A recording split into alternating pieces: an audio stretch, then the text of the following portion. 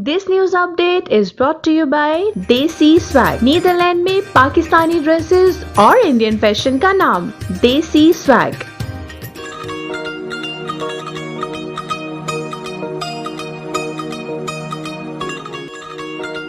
In association with Chak foods. Netherlands में देसी शादियों और पार्टीज में केटरिंग का नाम चक फूड्स।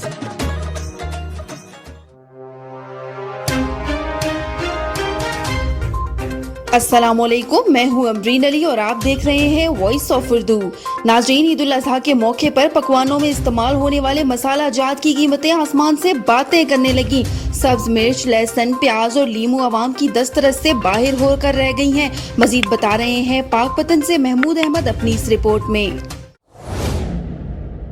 मुल्क भर की तरह पाकपतन में ईद कुर्बान के मौका पर चटपटे पकवानों में इस्तेमाल होने वाली हरी मिर्च, धनिया, पुदीना, प्याज और लीमू की कीमतों को जैसे कि पर ही लग गए हैं। सब्जी मंडी समेत ओपन मार्केटों में सब्जी फरोशों ने भी सब्ज़ मसाला जात की कीमतों में बेपनाह इजाफा कर दिया है। नाजायज़ मुनाफाखोरों ने हरी मिर्च 100 रुपये की बजाय 150 रुपये में फ़रोख्त कर रहे हैं।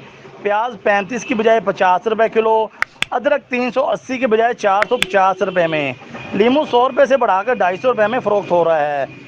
इस खुद साख्ता महंगाई ने आवाम की क़ुव्वत ख़रीद को शदीद मुतासर कर दिया है। शहरियों का कहना है कि तब्दीली सरकार ने जो वादे किए थे वो अधूरे के अधूरे रह गए हैं। कीमतों को कंट्रोल करें ताकि आवाम को हकीकी मानों में रिलीफ मिल सके। Mahmood Ahmed, voice of Urdu, Pakpattan. मजीद खबरों के लिए विजिट करें हमारी वेबसाइट www.voiceofurdunews.nl या फेसबुक पेज पर क्लिक करें। इसके अलावा आप हमारा यूट्यूब चैनल भी सब्सक्राइब करके मजीद वीडियोस देख सकते हैं। देखते रहिए वॉइस ऑफ उर्दू।